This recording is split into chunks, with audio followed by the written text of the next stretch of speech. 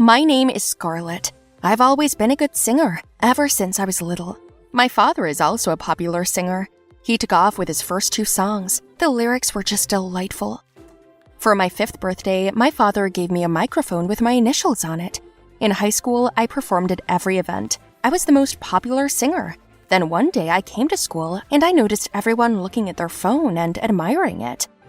Who are they looking at like that? I wondered. I had to go to the principal's office to deliver the promised pie recipe for my mom, but some guy was sitting there. Oh, Scarlett, I'd like you to meet Nathan. Can you believe it? He sings too. He just blew up the internet. We've got lucky because he's coming to our school now. I watched his satisfied face with my displeased one. I left my recipe and went out into the hallway. Everyone was listening to him sing. I snatched the phone out of the hands of a passing nerd and listened. Gosh, even you listened to that? I asked the nerd indignantly. I'm the popular girl at school myself, and that's not going to change. I started re-watching this video more closely and discovered one little detail that only a picky professional like me would notice. I was waiting for him at the gate of the school when he came closer, grabbed him by his collar, and led him around the corner. Because of you, my performance was canceled. Cancel or you'll regret it. I've waited all year for this celebration at school, and I won't let you be the main entertainer on my stage. But Nathan just laughed in my face. What, are you losing your popularity? It's just a school, he told me, and left. That's it. He asked for it. When the concert came on, everyone was looking forward to Nathan's last number. He came on stage and the auditorium exploded. Everyone was holding up his picture and posters of him. I stood backstage and watched him bathe in applause.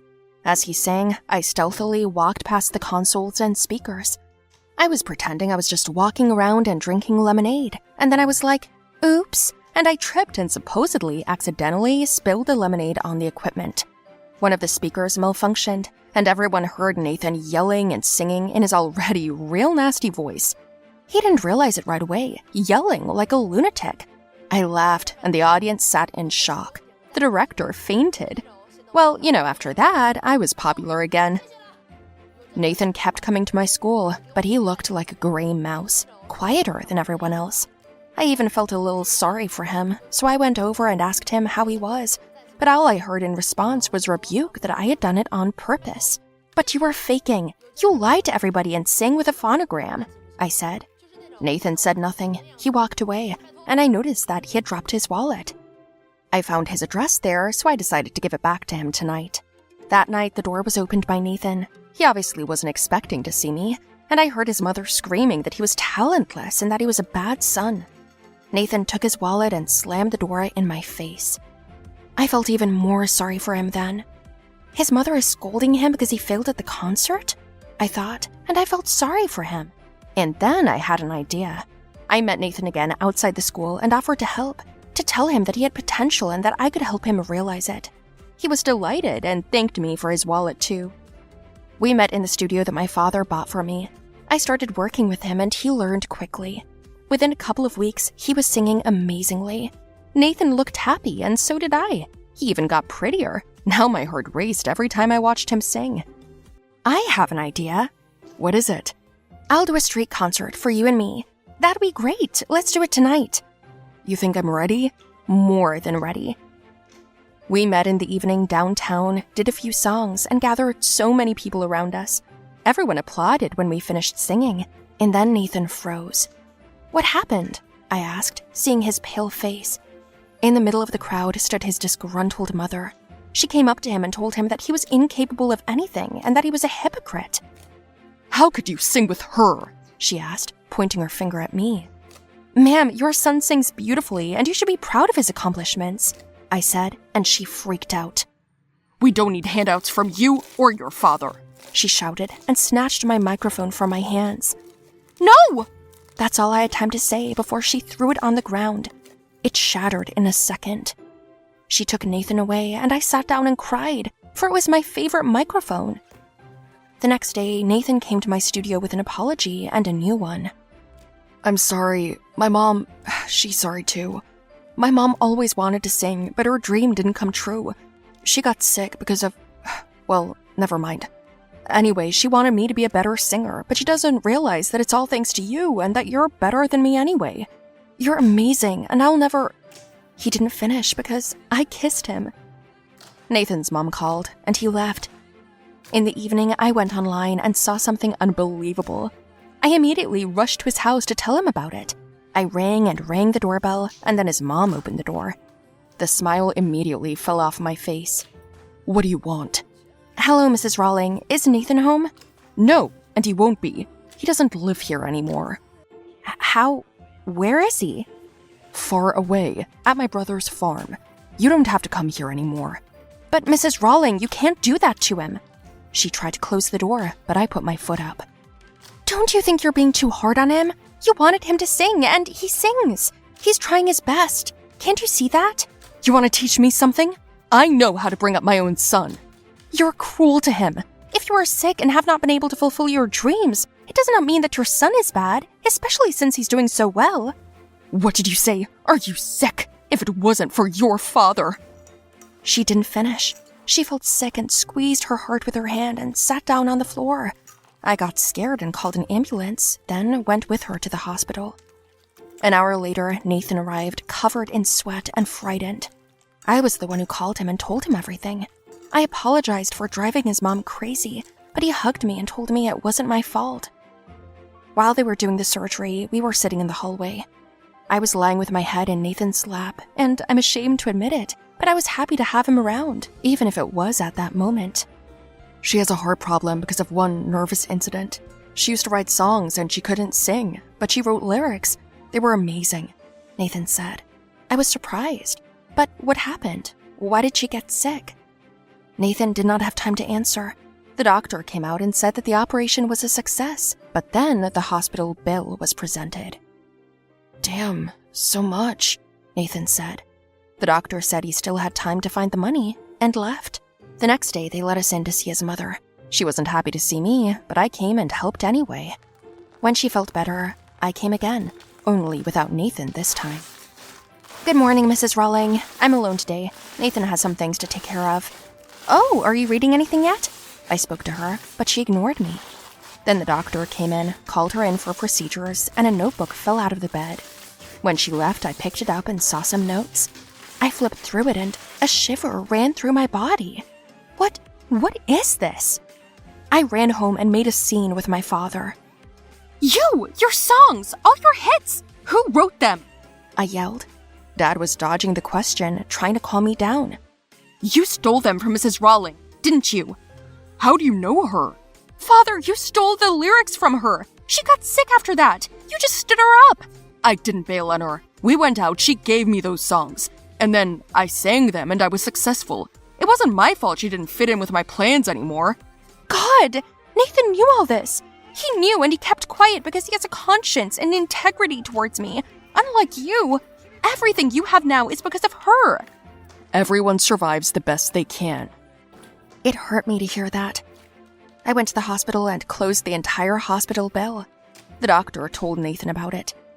It's okay. I know everything. It's my fault too. First, my dad drove her to it, and now me. I sold the car. It's okay, I said. Nathan hugged me. Why didn't you tell me? First, I wanted revenge, and then I fell in love with you. When his mom woke up, we were sitting next to each other. What is she doing here? Mom, she didn't know. I didn't tell her anything. She paid all your medical bills, and also, we're dating. First, his mom made a disgruntled face. Then she looked at me and said, You're different, not like your father. Thank you. Why are you sitting there? She's hungry. Go feed her, she said to her son. So we became friends. At the discharge, my father came to ask her for forgiveness. Hello, everyone. My name is Amelia.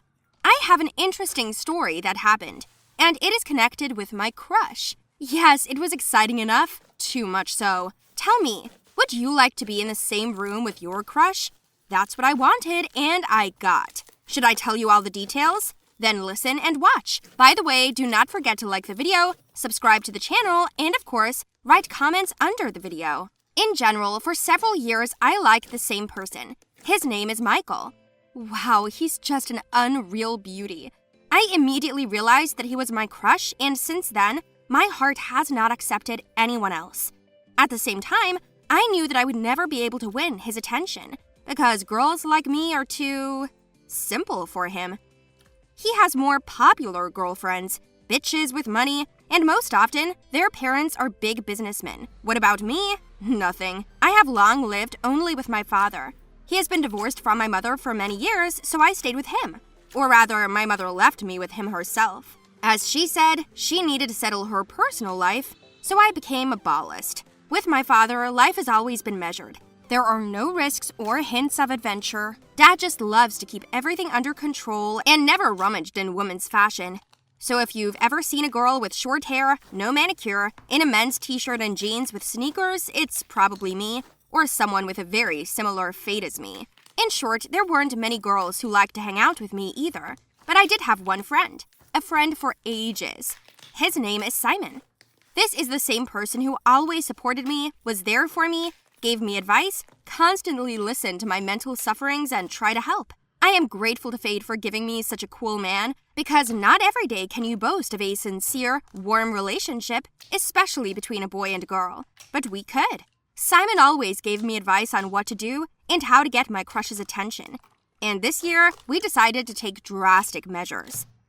You have to completely change your image of clothes, style, hairstyle, and everything else. You can see for yourself what girls are his taste, more feminine and bright, he said to me. And I thought, really? Is it time to start acting? Why have I been living only in dreams all these years? What's stopping me from trying? Nothing, just my prejudices. Simon was delighted with my fighting spirit. So before the first day of school, we went to beauty salons and shops. God, I've never spent so many hours on my looks in my life. I not only had a manicure with a pedicure, I removed all the extra hair on my head, did my makeup, and I had a number of procedures in the spa department. In general, the work was carried out colossally, and in the end, I put on a chic dress to the knees. It was dark blue, and I was wearing heels, and I looked amazing. It took me a moment to recognize myself in the mirror, and when Simon saw me, his mouth dropped open in surprise. On the first day of school, we went to school and I appeared in front of Michael in this form. He was delighted, said hello, gave me a lot of compliments, and immediately invited me to a party on the same day in honor of the beginning of the school year. I agreed and told him I'd come with Simon. Well, you can take it, he said to me, and I was glad. At home, I changed my clothes, and in the evening, we already went to the party. Simon offered me a plan of decisive action. He said that he would lock me in a room with my crush, and this could create a certain mood. I wanted him to fall in love with me, maybe kiss me, and we could start dating. Michael was perfect. As soon as we entered the house, he greeted me with a warm hug, handed me a punch, and led me to the dance floor. We danced for about 30 minutes, and then he started showing me around the house. He had a huge house that you could even get lost in. A little drunk, I didn't really know where to go. And then Michael led me into his bedroom and asked me to lie down so that I could move a little. Simon, as promised, as soon as we entered the room, locked it, and we were left alone. My heart was pounding in a frenzied rhythm. I was ready to faint with excitement, and only Michael's embrace did not allow me to collapse to the floor. He kissed me, but it wasn't like I'd imagined. The kiss was not sincere. It was too assertive, rude, and I did not like it. He kissed me again and again, and then he pushed me toward the bed, and I fought back. I told him not to do it, and he was like, "Don't tell me that's not why you came to me." At that moment came my utter disappointment in him. How could he say that, and why was he acting like a pig? I stepped aside to open the door, but he wouldn't let me. He started grabbing my hands, my hair, and tried to kiss me again, but I screamed at him to let me go. Michael didn't hear me. He was like a zombie, talking only about his beauty and the fact that there were thousands of people like me. I wanted to cry at what was happening. Did my crush really turn out to be so nasty and worthless? Just as I was about to go out again, he pushed me and I fell to the floor. At this point, Simon ran into the room. He did not look at the fact that Michael is taller than him by a head and pumped up. He stood up for me, got a fist in the face, did not fall, held on, and told me to run home. I screamed when the fight started. Simon lost. He got a few hard punches in the face, and I thought he was going to die. I lunged at Michael from behind and bit his shoulder, and he left Simon and threw me to the floor. Then he got up, called us freaks, and left the room. Simon and I were walking home in a terrible mood, and Simon still had his face ripped open. It was the worst party of our lives. It was actually the first one of our lives. Anyway, we didn't even really want to talk about it, but I just asked that we never think about Michael again. A couple of days later, we met again and I went to school with Simon. Unexpectedly for me, he asked, "What did you like about him?" I knew immediately who he was talking about, but it was so unusual for me to answer such a question. Then I realized that I hadn't asked myself that question, because I just liked Michael because he was so handsome, so popular, and so confident. But I didn't know the qualities that were in him. This little analysis calmed my supposedly broken heart a little. Yes, you're right. I didn't quite break it, but still, I felt so bad from the disappointment. When we got to the school, Michael was standing there with his boys. He was angry with me for rejecting him and decided to confront me. "Did you change into a kid again? What? Did they force you to return the stolen things?" he asked sarcastically. I threw a look at him and walked past him. Then Simon stopped. "Oh no, Simon, come on," I said, not wanting him to get another slap in the face because of me. But Simon went up to Michael and said that he would never meet a girl like me in his life, that there is no girl more intelligent, feminine, and gentle than me, that being near me is already happiness, and all because I have a beautiful soul, a kind heart, and I'm just wonderful. "You're just not worthy of her. No one is worthy of her at all. And only jerks like you, Michael, can just take brute force to demand a return kiss or hug. But you don't deserve it," he said. At this point, Michael and his boys started laughing wildly at Simon, calling us a couple of freaks in love and shouting at us to invite them to the wedding.